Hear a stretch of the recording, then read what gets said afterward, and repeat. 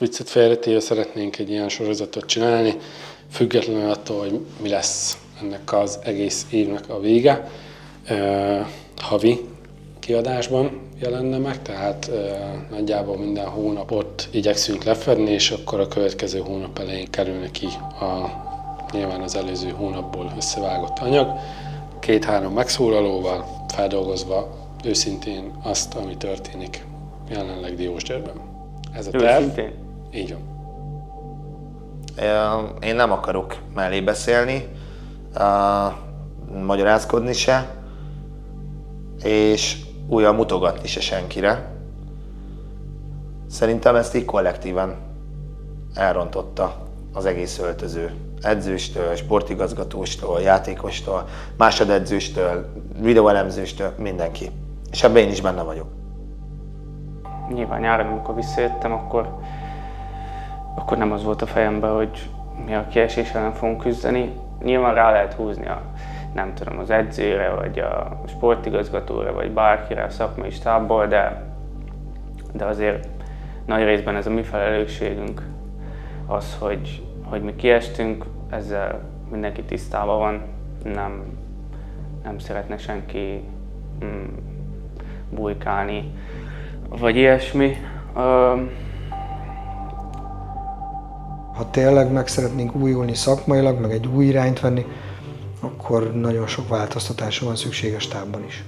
Megvannak a kiszemeltek, pontosan tudjuk, hogy milyen játékosokat akarunk, pontosan tudjuk, hogy kiket akarunk abból a szűk piacból, mert csak lejáró szerződésű játékosokat fogsz hozni, nem fogsz vásárolni most 100 000 eurókért játékos, mert nem az az időszak van. Igen, egyébként ez a bizonytalanság miatt van ez, de ha nézed, a többi csapat is olyan óvatosakat, NB1-ben alig van átigazolás.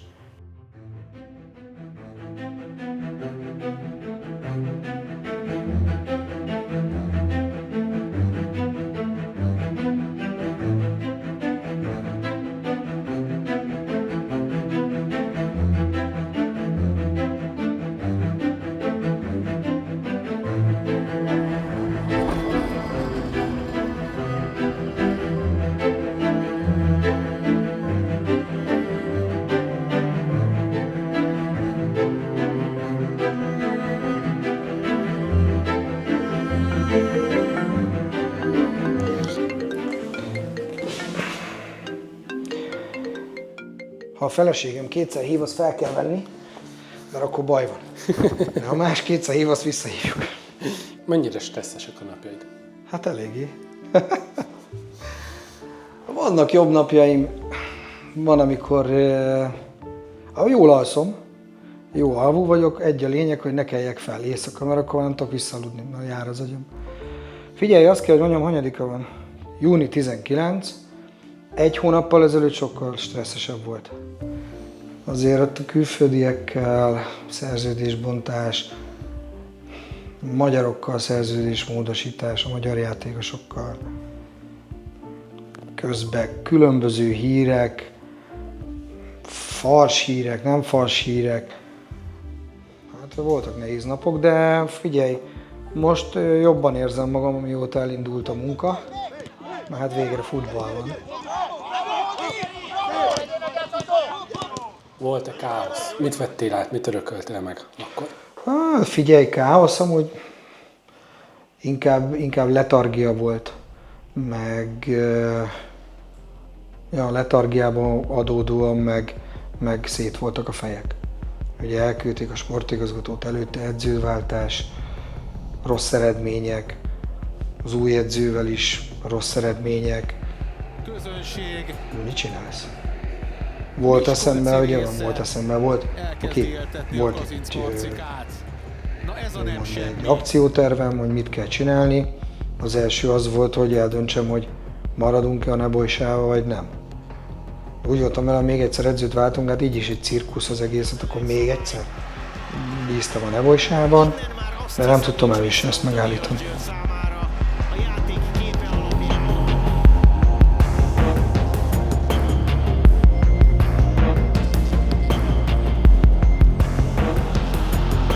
Hát ez beesett. Nagyon nagy bajban a Diósgyőr, amelynek nyernie kellene ahhoz, hogy ma ne essen ki. Jön középre, ott a fejes, és 5-0. A Diósgyőr kiesik az NB1-ből a 30. fordulót követően. Most visszacsúszik a másodosztályban 3 NB1-es szezon után. Hát kiestünk, oké, vállalják a felelősséget, ez se titok, hogy vállalja a felelősséget, mondjon le valamennyi pénzre. És akkor az benn marad nekünk, azt tudjuk használni a következő szezonban, vagy abban a szezonban éppen másra. Ő egyébként a külföldiek közül, mondom, nagyon sokan, a Kárló, az Eszi, vagy a Papi, Keita, de a Szaponyics, tök normálisan megértették, feltették a kezüket. It was probably the best 3 years of my career. It was a great gift to spend those 3 years here with my family in one place that we didn't know when we came here. And we were really surprised how it was the city, how everybody treat us.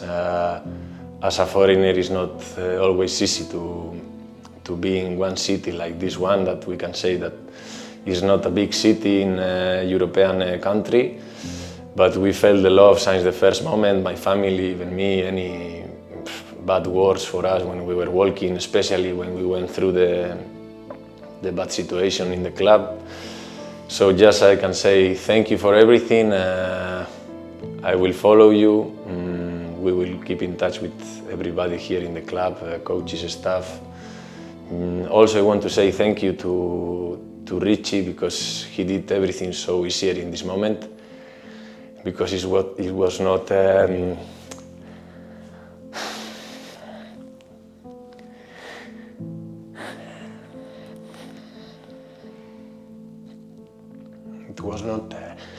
easy for me to finish in this way, because I would like to finish probably my career here, but because of the situation, it cannot be, so just thank you and Jaira Diósgyőr.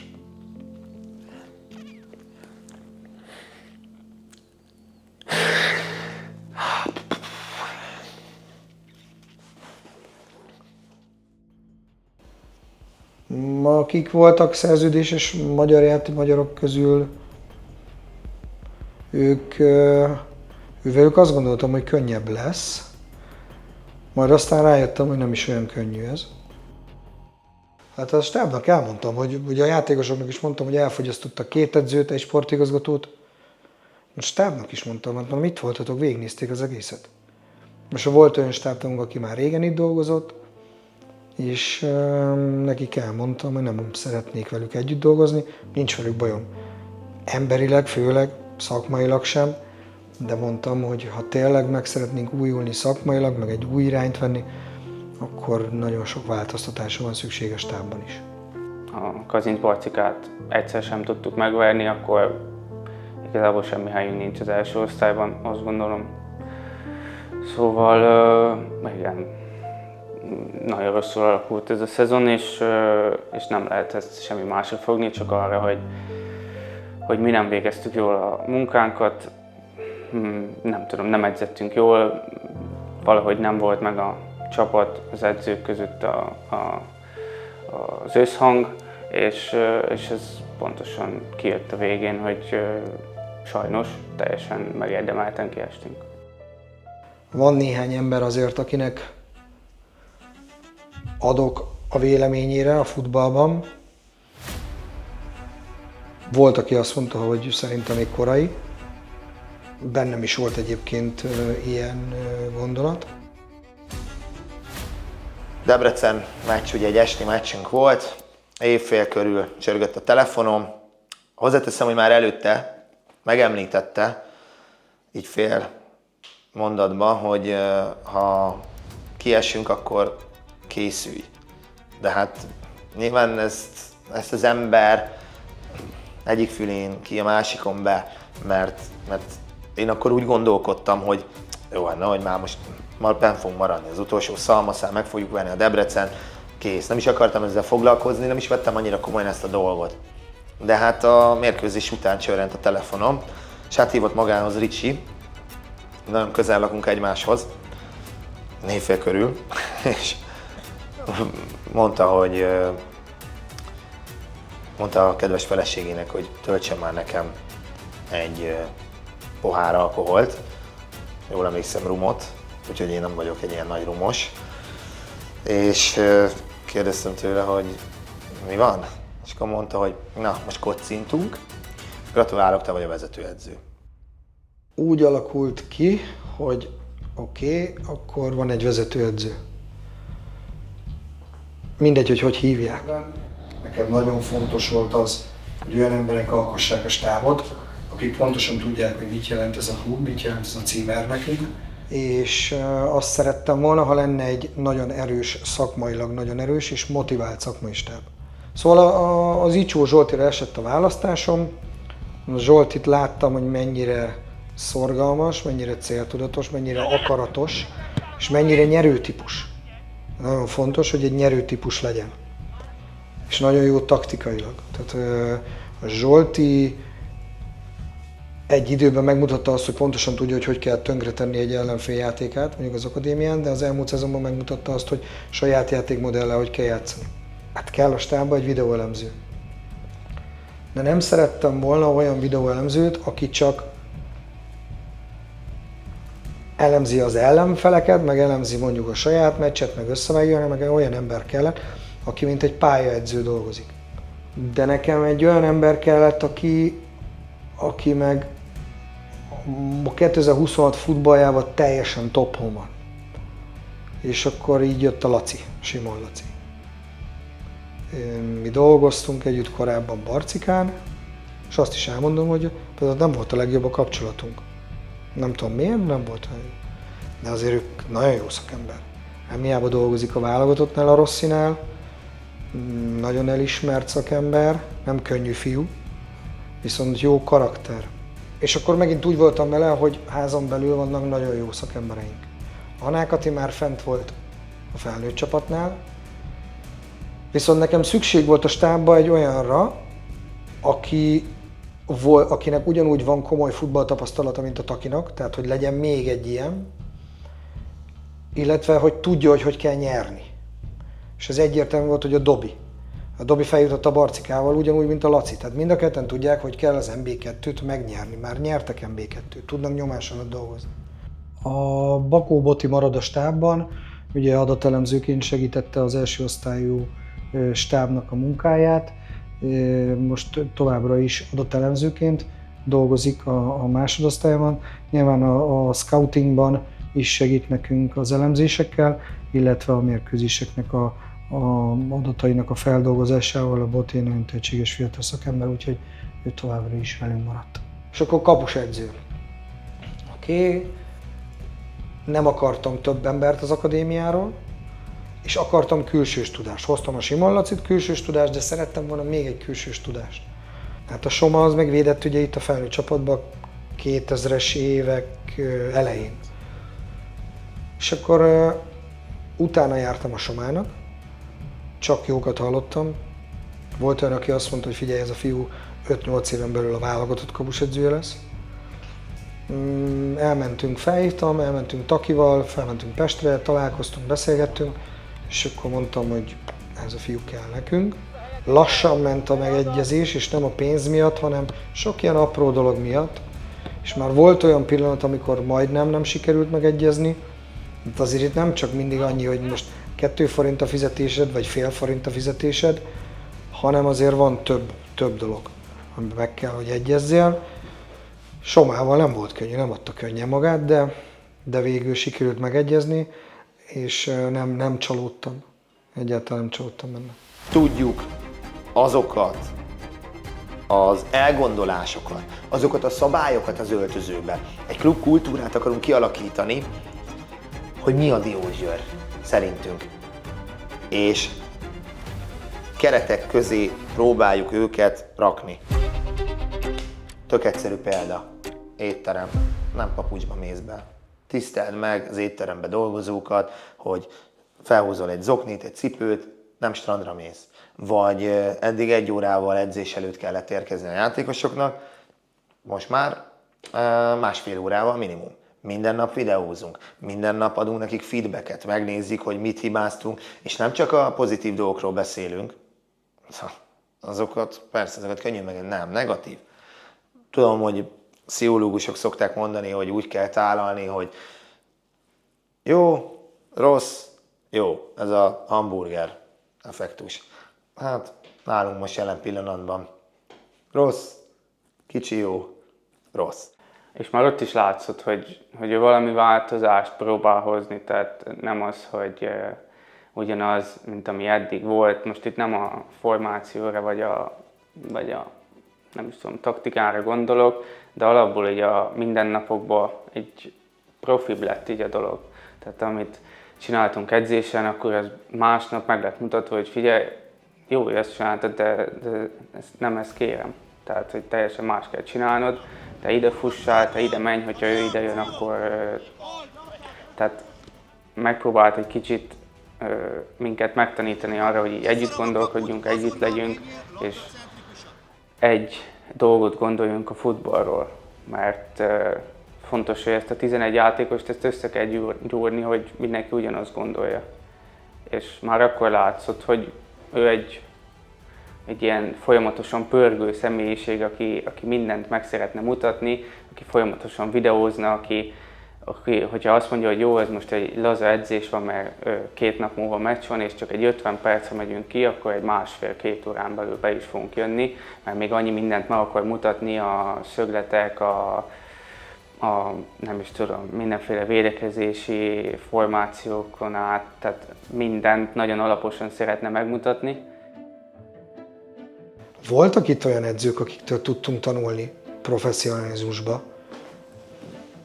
Ha csak az elmúlt 8 évre visszamegyek, Tomi Bódog, Ferna, meg mondjuk a Váldász. Napi 8-10 órát itt voltak, és ez a stáb ugyanígy, nem azért van így napi 8-10 órát, meg kártyáznak, szottyizgatnak, hanem amit elmondtam, hogy mit várok tőlük, és ez amúgy teljesen természetes volt nekik is. Közös munka, közös tervezés, közös elemzés, az edzéseket, mindent közösen csinálnak, és mondom, hál' Istennek dolgoznak. És ez nagyon fontos, mert abból még sose volt baj, ha egy stáb sokat dolgozott, ezt higgyétek el nekem. És leszűkítjük a pályát, nyilván innen ad egy hosszú keresztet, azt nekünk itt le kell tudni olvasni. De ez centire pontosan belül kell látni. És ha kell, minden nap videózunk. Holdival meg kell egyezni. Nagyon fontos.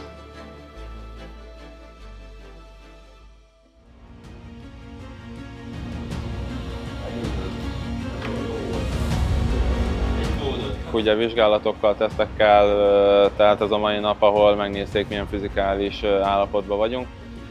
Nem ez a lényeg, hanem ez nem esik vissza. De azért mondom, hogy ez hangban nem lehet leadni. Ezeket tegyük már ilyen végig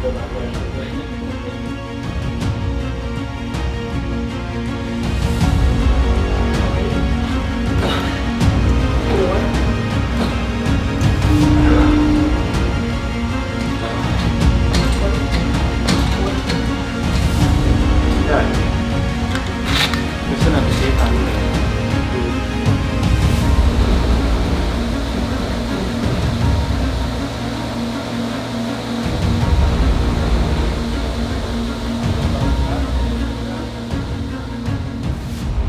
Üdvözlök mindenkit! Ricsi késni fog, úgyhogy én elkezdem, mondtad, kezdjük el. Simon hiányzik, igazolta, szabadságát tölti, a Boti ugye az esküvőjére készül, de el kell kezdenünk így dolgozni és megbeszélni pár alapvető dolgot. Én azt kérem, hogy ugye előjáróban tök őszinte legyen mindenki, egy olyan stábot szeretnék kialakítani, ahova mindenki jókedvel jön be, mindenki boldog, vidám, és 100%-ot követel magától, 100%-ot követel a társától, és nekünk tényleg most egy olyan célt kell megvalósítanunk, ami azt gondolom, hogy ezzel a klubbal nem hogy egybekötött, hanem ennek a klubnak ez jár, az a cél, amit mi akarunk. Nagyon szeretnénk azt, hogy itt az akadémia és a felnőtt csapat együtt lélegezzen, tényleg a fiatal játékosok együtt ebédeljenek a felnőtt játékosokkal, lássák, hogy milyen rutin szerint élnek úgymond a példaképek, és nekünk is nagyon fontos szerepünk van, hogy ne fentről nézzünk rájuk, hanem teljesen úgy tekintsünk az akadémiára, hogy ők nekünk nagyon nagy segítség. Én ezzel mai napig teljes mértékig biztos vagyok, hogy nekünk az akadémiánk amúgy jó.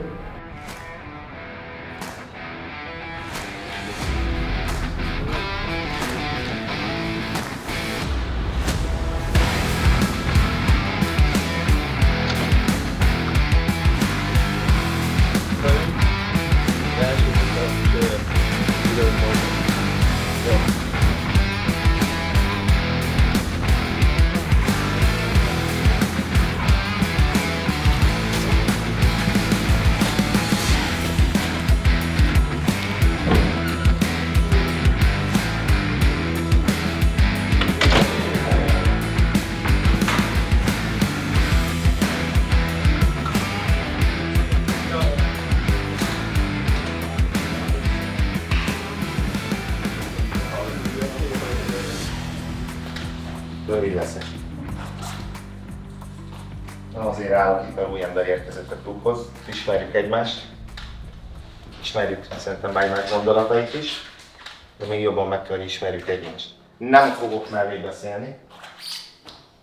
Ennek a klubnak NB1-ben van a helye. Mi azon vagyunk. Mi olyan csapatot alakítsunk ki, akik reális eséllyel pályázhatnak arra, hogy feljussunk. A vezető Ricsi folyamatosan ezen dolgozik. Nem fogunk hazudni, nem fogunk olyan célokat úgymond magunk elé helyezni, ami nem reális. Erősíteni kell ezt a csapatot, de még egyszer mondom, ennek a csapatnak NB1-ben van a helye. Viszont ma még nem beszéltünk NB1-ről.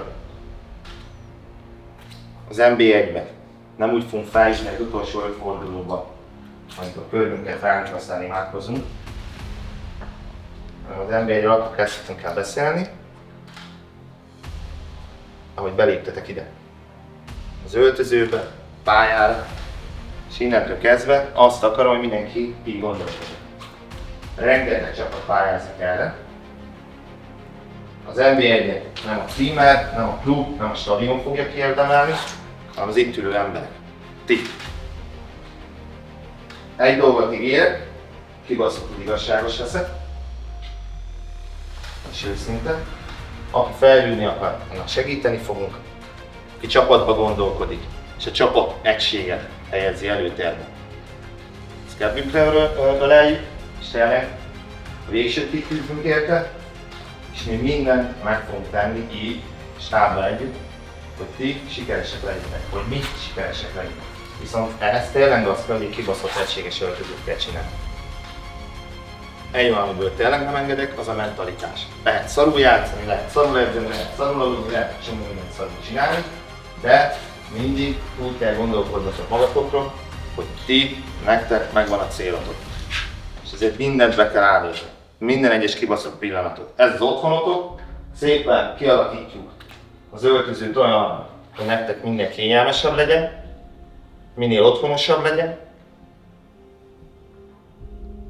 és akkor azt gondolom, hogy minden adott.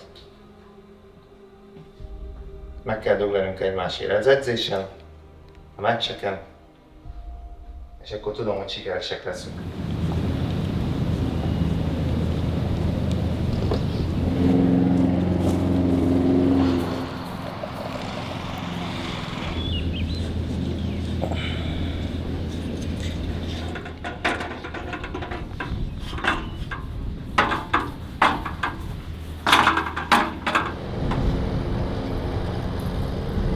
Igazából nekem szimpatikus az, ahogy hozzááll ehhez a munkához, látszik, hogy neki ez a szívügye, és szeretne belőle kihozni a legtöbbet. Nehéz lesz neki, hiszen teljesen átalakul az egész keret. Nincs sok ideje arra, hogy felkészítsen minket a szezon kezdetre, de eddig úgy tűnik, hogy nap mint nap a fejünkbe veri azt, hogy mik az elvárásai, akár hogyha egy passzkoordinációt is egy kicsit hanyagabbul csinál a csapat, mert mondjuk az első edzés van az előszezonban, akkor másnap bejön és megmutatja, hogy figyelj, ezt te hogy gondoltad.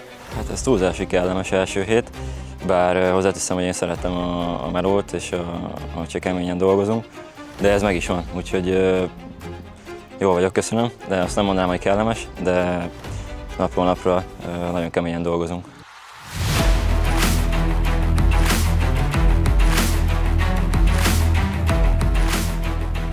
Azt gondolom, hogy nagyon jól fel van építve, így, hogy az első hétvégén ezt így ki tudom jelenteni. Ugye megkapjuk a hétre a programot, azt nagyon szigorúan tartjuk. Ezt én szeretem, mert ugye abból lehet igazán jó eredményeket elérni, hogyha az ilyen apróságok, részletek pontosan vannak tartva. Minden edzés előtt megvan a prevenció, aktiváció, vannak kemény erősítő edzések is, kint a pályán pedig igen, szinte minden labdával. Egy héten kétszer van száraz futásunk, ugye az is eleme, szóval azt is meg kell csinálni.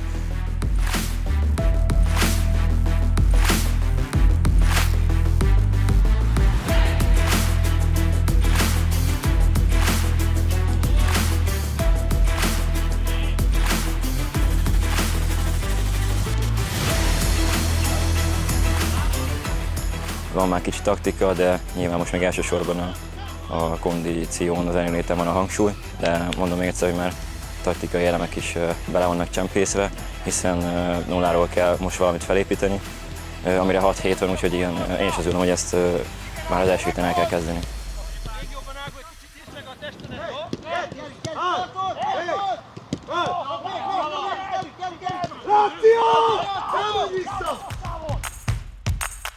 Látja, majd abba tudtok segíteni, hogy a 4 sarokba... Mondta a tiéd,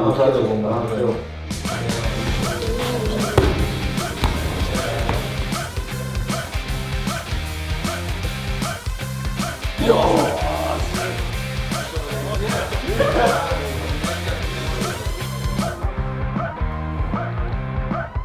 Többen nem sokat dolgoznak, de egyébként nem számottevő, nyilván azért ilyenkor kicsit makacsabb mindenkinek az izomzata, sokkal többet kell velük foglalkozni, de annyira nem vészes. Igazából egész évben az a lényeg, hogy karba tartsuk őket, szóval az meg már nem okoz gondot itt 10 év után.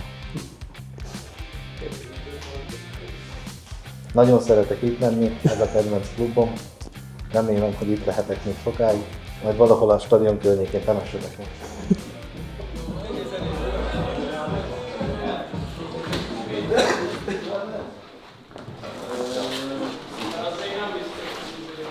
Kell majd nézni a karókon. Az ágó, halkan mondom, de nagyon elégedett vagyok velük. Talán kétszer volt olyan, hogy noszogatni kellett a brigádot, hogy előtte akarok majd csinálni egy olyat, felállítom őket, és csak nálam lesz a labda, és az én mozgásomat fogják követni. Hogy a labdacentrikus védekezés alapjait azért vegyük át, és akkor ebből majd jön ez, hogy ki mikor pressingel, tolódás. És ezt annak ellenére mondom, hogy most tényleg nagyon fáradtak. Tehát azért itt kőkeményen melóznak. Nyilván ez az első 2 hét ez arról szólt, hogy a futásaink legyenek meg, a méterek, hogy minél többet bírjunk futni, illetve az, hogy a csapat kicsit jobban összeszokjon így a pihenő után.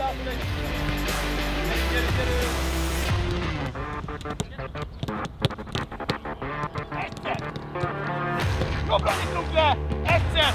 Balra nyitunk le! Bravo! Nyug be! És! Nagyon jó! Amikor dupla edzések vannak, azok nyilván kicsit megterhelőbbek, mint az, hogy délelőtt van egy labdás edzés, aztán délután kijövünk és a szárazfutás. Aztán természetesen egy kicsit nehezebb úgy a szervezetnek, viszont utána van egy olyan nap, ahol van egy délelőtt egy edzés, és utána tudsz pihenni, akkor nyilván egy kicsit azt csinálsz, amit szeretnél, ahogy ki tudsz kapcsolódni, ez minden játékos maga dönti el, hogy hogyan tud.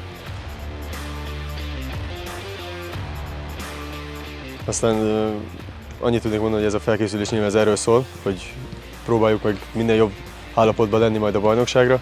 Még van 4 hét, szóval ezt próbáljuk minden jobban megoldani.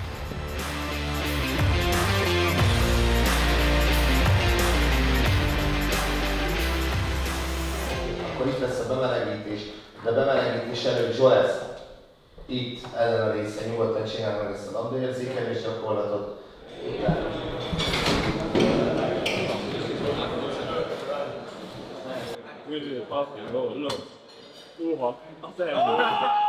Egyből!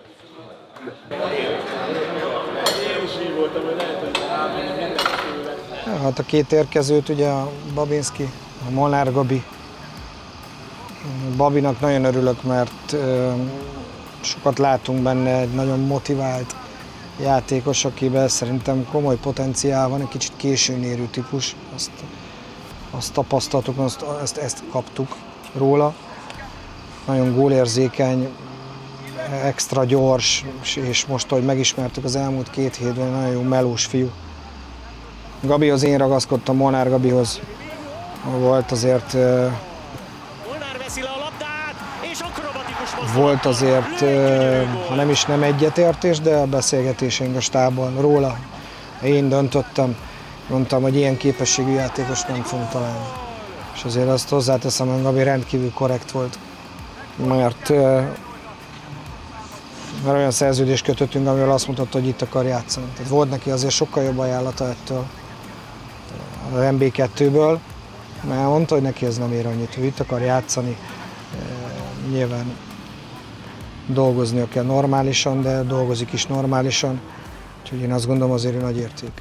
Tényleg nagyon jó látni azt, hogy már az edzés elejétől kezdve full koncentráltsággal csinálják a gyakorlatokat. Egyébként ilyenkor, a felkészülés idején általában minden szép és jó, aztán jönnek a meccsek. És nekünk az lesz a mérvadó. De az bizakodásra ad okot. Tehát nagyon, nagyon büszke vagyok rájuk, hogy így melóznak. Vannak olyan játékosok, akiknek holnap lejár a szerződésük is, annak ellenére, hogy még képlékeny a jövőjük, 100%-ban nyomják a melót.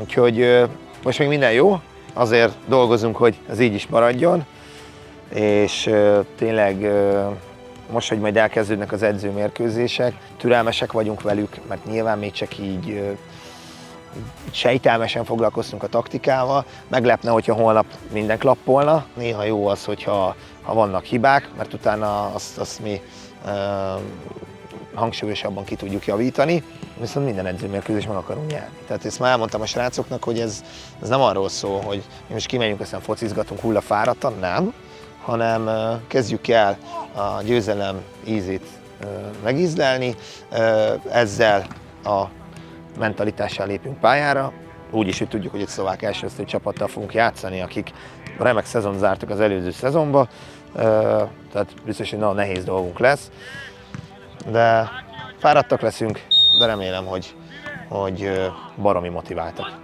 Próbajátékosokkal kapcsolatban a Gáfi maradt. Ő nagyon nem kellemes csalódás, mert egyébként, ha megnézzük az MB2-t, szerintem a Norbi az jó szélső támadók közé tartozik az MB2-be ezen a szűk piacon, hogy borzasztó szűk piac. És ugye most azért csak lejáró szerződésű játékosokat tudunk keresni, és nem csak mi, hanem az összes csapat. Úgyhogy ugye ő még itt van, holnap játszik a Mihalovce ellen. Nem tudom, mi lesz a vége, mi lesz a végső döntés, de ha ma kellene dönteni, akkor szeretnék neki szerződést ajánlani. Aztán holnap még van egy meccs, meg nyilván utána le kell üljünk egy asztalhoz, és meg kell, hogy egyezzünk, de ő rajta is azt érezzük, hogy azért szívesen hoz áldozatot, hogy itt játszon. De hát ugye holnap Mihalovce mérkőzés van, jó, nagyon erős csapat a Mihalovce, videóztak belőle a srácok, ugyanaz az edző, tehát valószínű, hogy ugyanazt fogják csinálni.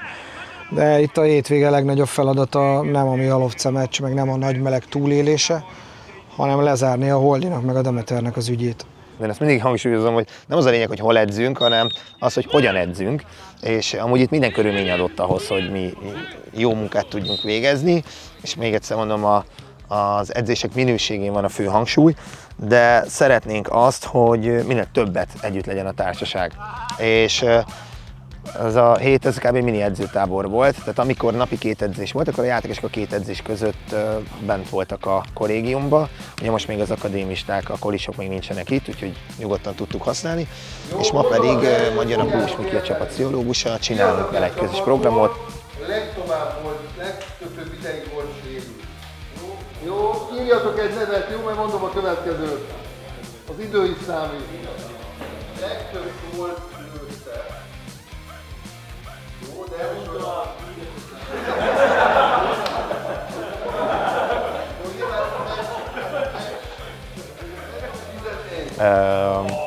Szerintem ez jó lesz, ez mindig jól szokott sikerülni. Utána megnézzük majd a 9 órakor kezdődő mérkőzést VB-n, és utána takarodó, és akkor holnap így várjuk a mérkőzést.